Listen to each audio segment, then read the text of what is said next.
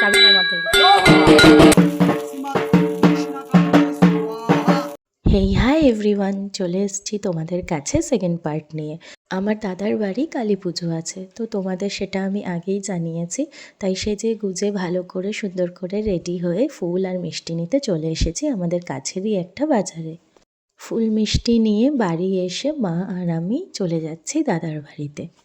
বাড়িতে ঢোকার আগেই আমার মায়ের মনে পড়লো যে মিষ্টির প্যাকেটের ওপরে আমাদের নাম আর গোত্র লিখে দিতে হবে। পুজোর ডালাতে অনেকেই নাম আর গোত্র লিখে দেয়, তো এখানে আমি আমার বাবার নাম আর আমাদের গোত্রটা লিখছিলাম, যাতে পরে এই মিষ্টির প্যাকেটটা খুঁজে পাওয়া যায়, কারণ এটা যেহেতু পুজো হবে আর পুজোর প্রসাদ হিসাবে আমরা সেটা খেতে পারি। হলো, নাম গোত্র লেখা হয়ে গেছে, এবার যেখানে পুজো হচ্ছে সেখানে যাওয়া যাক। পুজোটা হচ্ছিল ছাদে, তোমরা আগের ভিডিওতেই দেখেছো সেটা। আর এখানে এসে দেখলাম মাকে তো খুব সুন্দর করে সাজানো হয়েছে। আর এই যে আমাকে কেমন লাগছে তোমরা একটু জানিও। আর এখানে আমি একটু ফটো তুলছিলাম, তার জন্য সবাইকে ডেকে নিয়ে এসেছিলাম। আর এইদিকে পুজোও শুরু হয়ে গেছে। আমরা যারা উপোস ছিলাম আমাদের বলা হয়েছিল ধূপকাঠি মোমবাতি নিয়ে মায়ের সামনে আরতি করতে, তো আমরা এখানে সেটাই করছিলাম। আর আমার মা ভিডিও করছিল, পুরো প্যান্ডেলটাও দেখিয়ে দিল তোমাদেরকে, খুবই সুন্দর করে সাজানো হয়েছিল।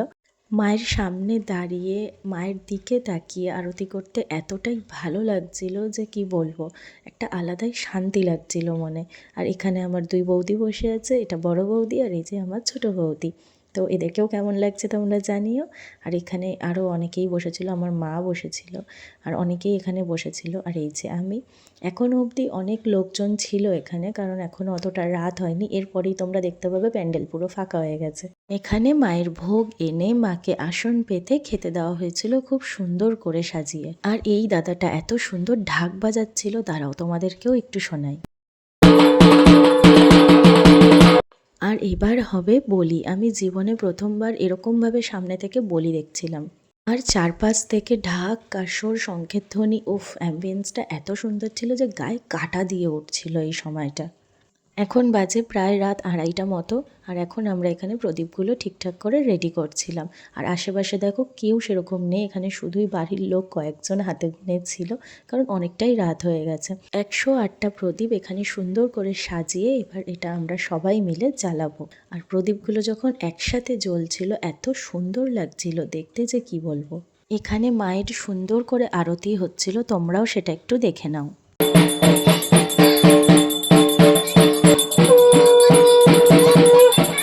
আরতির পরে আমরা বসে গিয়েছিলাম অঞ্জলি দিতে। জানি না কেন আমার চোখ থেকে জল বেরিয়ে গিয়েছিল এই সময়টাতে। আর এখানে দেখো এত রাত হয়ে গেছে, প্রায় 3:30 বাজতে যায়, আর এনার চোখে কোনো ঘুম নেই। এবার শুরু হলো এখানে যজ্ঞ।